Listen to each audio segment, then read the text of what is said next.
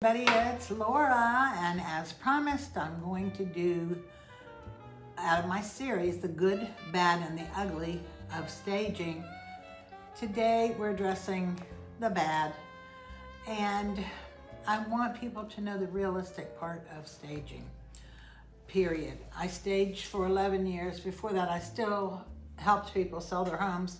I was an agent for 9 years before I started my company. And I have quite a bit to share with you all. When you're starting a business, you need to know the good parts, and of course, the good parts with staging are the fun that you have, making a home beautiful, helping the people sell their home. But then we get into the bad part. And I wrote so many pages of notes about this, the bad and the ugly, that, I don't know if it's bad when I tell you you're going to need an SUV or you're going to need a trailer, but with a trailer and a trailer hitch, what if it rains? You can't cover your items. So, you do have to hire a mover most times, but when you need to carry extra stuff to a job, you need to have something big to haul it in. I had a Honda, like a crossover that had the hatchback, but that just didn't work. Furniture that was square just didn't want to go down. So I have to say that the bad parts about it are making schedules that your people don't always keep. Like I had 41 homes of staging. So I would plan my week out and have everything perfect to go to this house, that house, this house. And then at the last minute, one of my investors would say, oh, my house isn't ready yet. Maybe the night before. So then you're sitting there going, oh God, now I've got to redo my whole week's schedule. And it's not easy to do because every house has different colors in it, different needs. And you've already sat there and gone through all this work, and now all that just got screwed up. That is very hard, and it requires you to just have to redo a whole schedule for the whole week, and then you're not even sure that they're going to go with it the next week. So that is hard. You will need a storage unit, which I typically had 3 storage units at once. So that would be probably about 1,000 or more a month to store your items. You've got a lot of them are out in, a lot of what you own's out in houses, but you have to have so many other things in case you have, say you have a house that has 4 bedrooms and you're taking down a house that has 1 bedroom. Then you've got to add 3 bedrooms to it. So typically the mover would have to come meet you at storage before the move. You've got to load the truck up with the extra items that need to go, which is going to be your blow up mattresses, your boxes that you put them on, your bedding, your lamps, your end tables, your artwork. So can you imagine, like at the last minute, you've got to add 3 different bedrooms and you can't fit it in a regular car. You might be able to add a bedroom, put it in the SUV. Mine was always filled to the gills. I'm surprised I could see out of the car, truthfully. And so you really do need to have an SUV. The movers, that we'll get into that part, that's part of the ugly, okay? You'll see that in another video. You have to keep quite an inventory, and when you're at a storage unit, typically there is like no heat or air conditioning, and we couldn't even plug in a fan. At the beginning of my career, we could have a fan, and that helped a lot. And one of my units had a front and a back, so it was nice. We could have air moving on us. But then some guy died in one of the units. He was living in there. So there went all the electricity plugs out the door. And so what happens is when you've got a storage unit and the air is just sitting there, your items will start becoming mildewy, moldy. So I ended up actually, for years I rented, and finally I found a warehouse I bought, and it was nice because it had 3 rooms up front that were air conditioned, even had a small little kitchen, had a bathroom with a shower. All that part was air conditioned. And then in the back, I had one of the roll-up garage doors.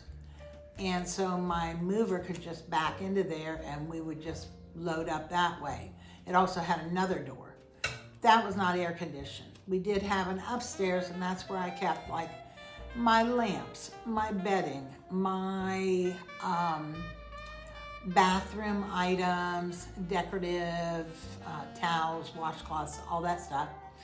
I had racks of curtains and then other things that we would want to use that we hung up. My right side of the upstairs was all lamps, and maybe we would put smaller items up there. Downstairs we kept the rugs because you don't want to be carrying them up and downstairs. And of course none of that was heated or air conditioned.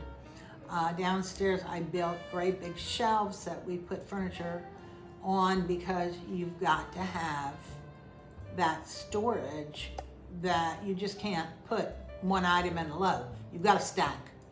And so we had the furniture, the rugs, and tables, glass top, different things in there. And then in the air conditioned part, I had my artwork, which was really good. I had a whole room of artwork.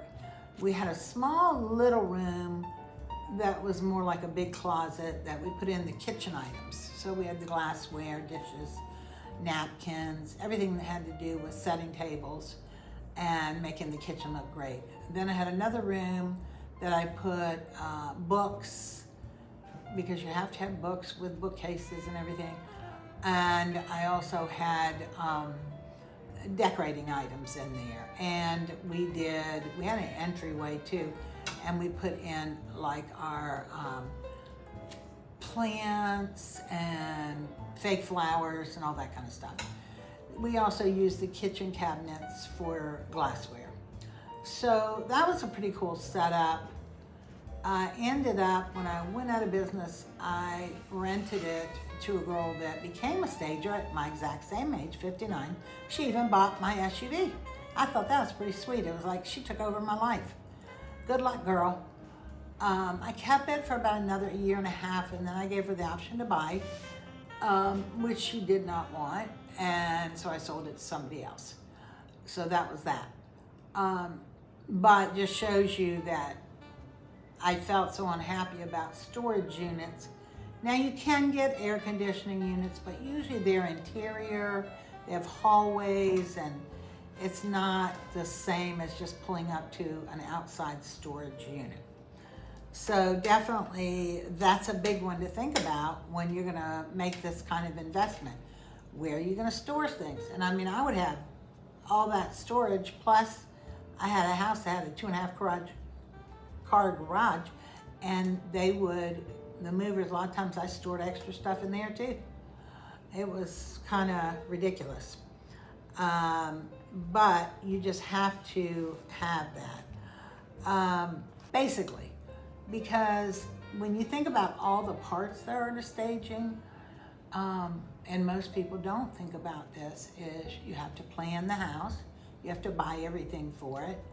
And I went out and I bought a lot of stuff. At the time, Facebook Marketplace wasn't as great as it is today, but I used Craigslist a lot. I haunted yard sales. I went to neighborhood sales. I'd be up at like 5 in the morning, and my boyfriend and I would take his trailer.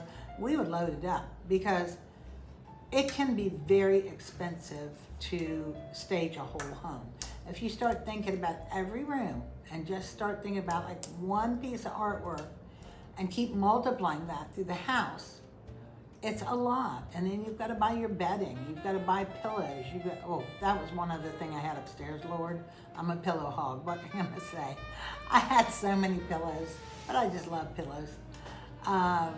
I just love what they do, you know, and I couldn't resist. When I was in Home Goods, I'm like, hey, pillows. So it really is kind of expensive to get started, and I really didn't even know what to charge. So I just did trial and error and adjusted. Every year I would go up more. For inflation and for everything else, you know, it costs you money for the mover, and that's a whole that's video 3. We'll get into the movers. You also really have to keep track of what's going on with your houses. If you have 30 or 40 houses out there staged, you can't count on the real estate agent to tell you, oh, it's sold, because they want to hold on to that staging as long as possible. They're scared if the deal falls through and you've pulled the staging out, then it has to be restaged. But I had in my contract, as soon as they got through their home inspection, I had the ability to go and take it. So I was an agent, so I kept my list every day. I checked it to see what went pending. So that I knew, okay, that house is available, we're gonna get it out of there. But a lot of times the agents would just beg me not to take it. But I said, you know, we have to take it. You've worked through the home contingencies, and you know, we've got to get it out. I can't be in a rush and it's an emergency move. Believe me, we had a couple of those. When you're in this business, expect the unexpected. So, you know, I would say, think about the vehicle that you need for this. A van would work. SUV, maybe a trailer. I was terrible driving with a trailer attached. I could never figure out how to back up with that thing. And oh my God, I was bad at even putting it on the back of the truck. I would never attach it right. I'd be riding down the road and all of a sudden I'd see the trailer in the back going like this. I'm surprised I didn't kill somebody, including myself. So the trailer thing was not a good thing for me. I'm too right-brained, okay? So you have to consider where you're gonna store your items, how you buy your items, you know, I would go through stages where I'd say, okay, I'm stopping. When I get at the 10 homes, I'm stopping. You know, that's just scary. And then I'd get to 15. And I'd be, I'm not going to do any more. And then I would get calls, and I'd be out there buying and getting a new house prepared, which was always the exciting part. That you love. Putting together a home, oh wow, that's just great. So that's a love thing. But you really have to consider, are you willing to go into debt? I went into about $5,000 in the first couple months, and I said, no more. I'm not buying unless I have the cash. And so I kept it cash strictly throughout. And when I sold, oh my God, did my ladies ever love coming to my unit to just go through all the fun items I had. And it was during COVID, so it was interesting. They were scared to go in the big stores, but come to my unit. Wow, that was like a treat. They would spend hours in there just looking at everything and buying things, and it was really great as far as price-wise. So I just want you all to think about, you know, some of the things that you have to be realistic about, because it's a lot of work. You have to like working hard. You have to like sleepless nights, because believe me, you'll be thinking about things, and you need to have that sense of color and what's going to be a good look in the house. The other bad thing was, like, for a long time the houses were all gold, so I based my staging on golds and browns and those kind of colors, oranges. And then I was always thinking, God, is anybody going to paint a different color? Well, it seems like in 1 month, everybody went gray. But the silly thing was, they went gray with walls and they still had brown carpet. So now I'm in a quandary. Do I try to match the walls? Do I try to match the carpet? And that took a while to adjust to because I had really built my business more matching gold tones. So that's something that you have to think about too. These days, probably just safe to just buy neutral and then punch it up with pillows, artwork, and get a bunch of things, because I like color. So as you can see behind me, this is my mid-century modern house, and I love orange and teal and all those colors. So I definitely had some fun color of staging. I had one house that had purple in it. I loved that house. And I had one that had orange, and the rug was yellows and orange and purple. Just, it was really cool. So think about these things before you commit, and really make sure that you've got some people that are interested in hiring you also. But a lot of what you'll get hired from is people, your best advertisement is when agents come into a house you've staged and they're like, oh, nice, who did this? And I would leave cards. So word of mouth gets you a lot of business. Anyway, thank you for watching this video. I will have another about the ugly. That one's gonna be ugly, but I don't want to depress you too much. If this is your passion, get out there and do it like I did. And I had 11 years in it, and I don't regret it at all. So cheers to everybody. I hope you have a wonderful day, and we'll see you later. Please click my like, and also if you can join, that would be wonderful. It doesn't cost you a thing. So leave me any comments you want. I'll be glad to answer you or help you out if you have a dilemma, a decorating dilemma. Okay? Cheers. Bye.